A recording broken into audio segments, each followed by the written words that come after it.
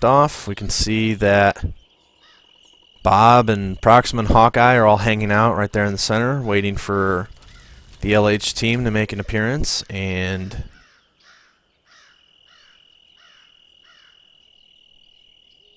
Terracap Confederation is going to sit over there, and the Duchy of Small is going to sit over here. So the two teams are on opposite ends of center, approximately, I'd say, about 2 kilometers out. Radar in this game only goes from 1 kilometer to 1.4 kilometers.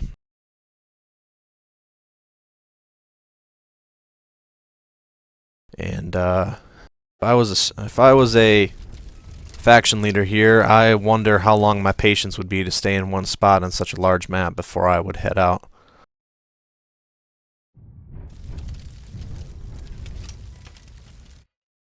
Any comment? Oh. Okay. Yeah. Sorry, I was muted. Yeah, I think it took a while on this big map. It's more luck if you meet together very soon. So, but yeah, maybe with the raccoon in the air, they have a chance to localize the enemy sooner.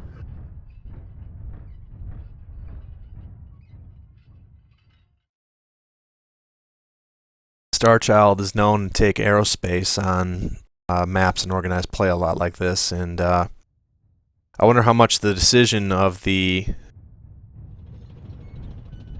Bob's team here to take a rifleman and a partisan and an aerospace were simply to counter that. A Corsair weighs 60 tons, and I believe this particular model has 2 AC5s and 2 SSRM 6s. Looks like is found the enemy. Or if not, he's going to soon because he's about to fly right over them. Do SSRMs from an aerospace, are they able to do much damage against ground assets? I don't think so. I think it's a bit like, but I'm not sure in this, so I'm not an expert for arrows. So there I'm the wrong person to ask. Yeah, I prefer ground assets. Vic has seen them, and if he has his radar on, he is able to tell what they have down there. But given that they have a rifleman, I'm gonna imagine he's not gonna be able to get in too close. Corsair's a very respectable aircraft, but not known for having ridiculously good armor. But given the fact that he has 800-meter range with those AC5s, he can probably carefully move in and plink away if he so decides. Like he's moving back around for an attack here, possibly.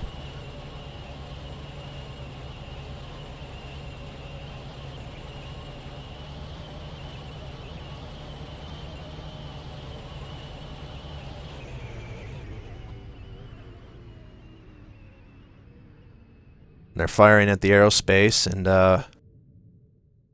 Vic's just kind of making circles around them right now. And then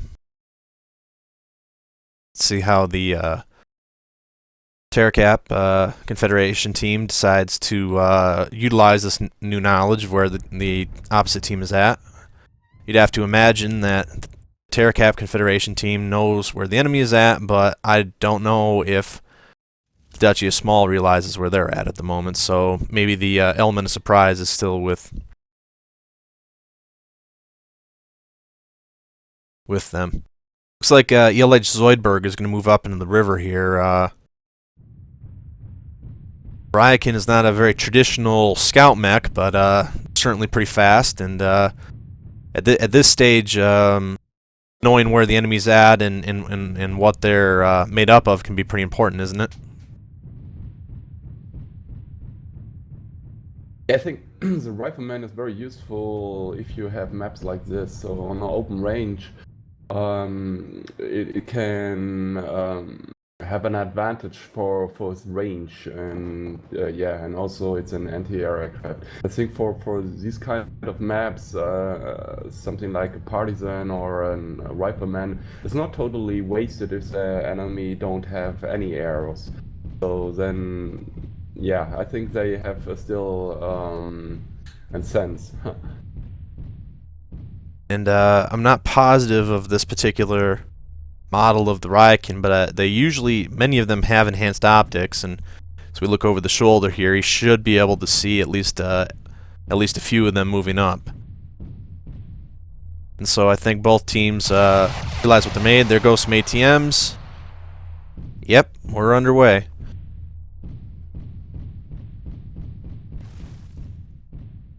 Okay, they're going to return fire here. Missiles didn't quite get there. One or two shots from the autocannon did hit. But this is interesting. The scout is going so far away from his main team, and then he was attacking. So that's, I don't know if this is a smart decision to attack them, or maybe they have localized him before. So I didn't notice it before. But yeah, if I'm a scout, so I try to be sneaky and wait till my teammates will join me.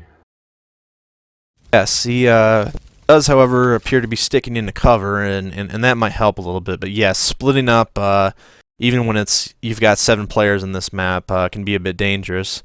Raikin has pretty decent survivability, but it may just be that they're trying to find out what they're up against before they try and fight. It looks like right now that the Terracap Confederation's in a holding pattern, getting off the shots they can as Antares 1 moves up a bit here. He's in a bushwhacker, and it looks like he's trying to keep them busy while Zoidberg and his Raikin moves up to flank them. Those ATMs can be deadly weapons, Burner.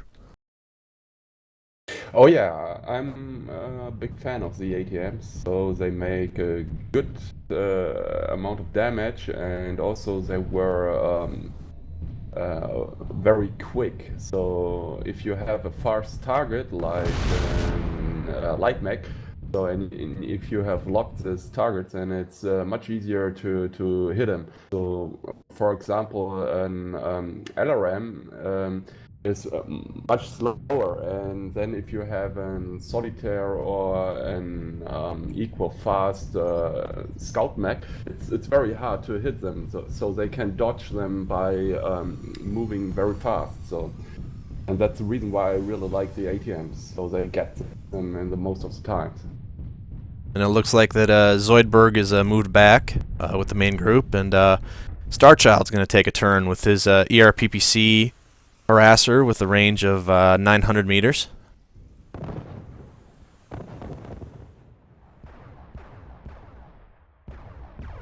And here we go. They're moving in for the attack now.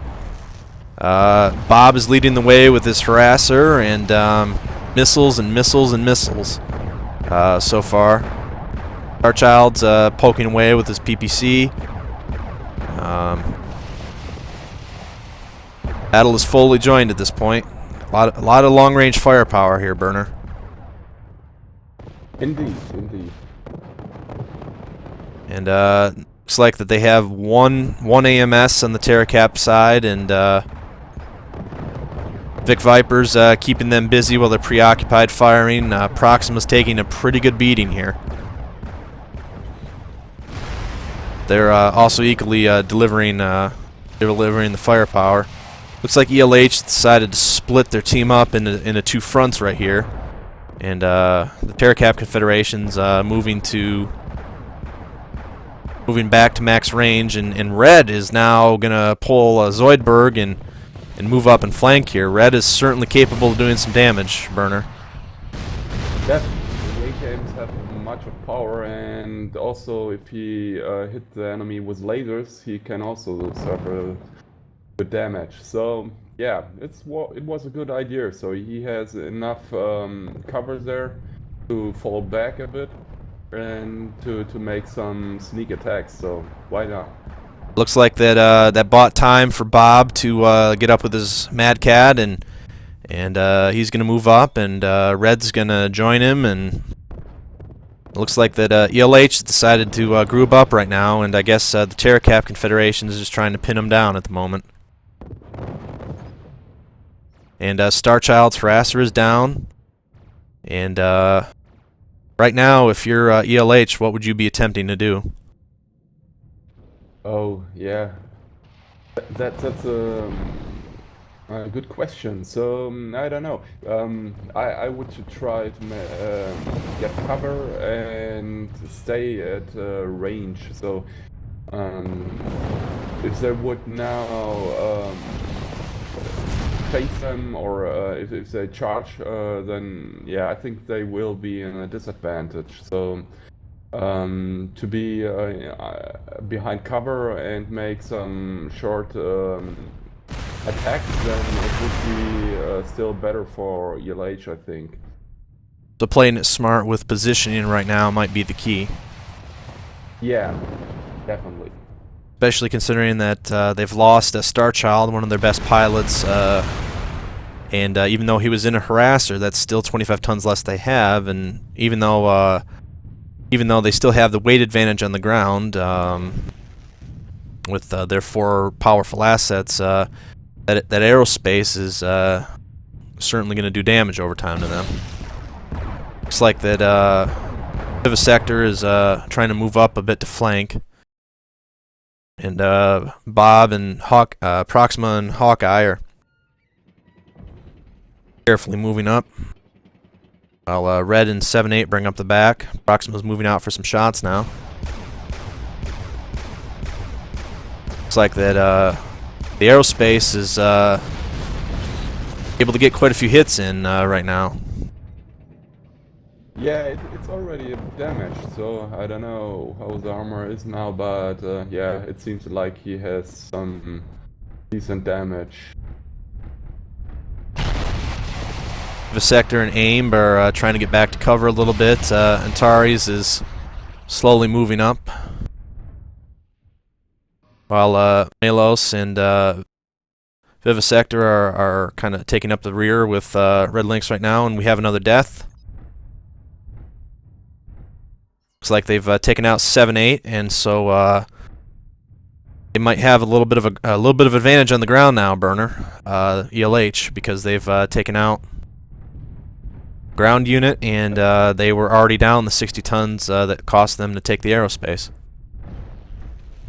Yeah, I do agree, but yeah, now it's important how they do in the next minute. So the advantage is still on the ELH team. Or if you see the max, but we can't see the damage rate of their max.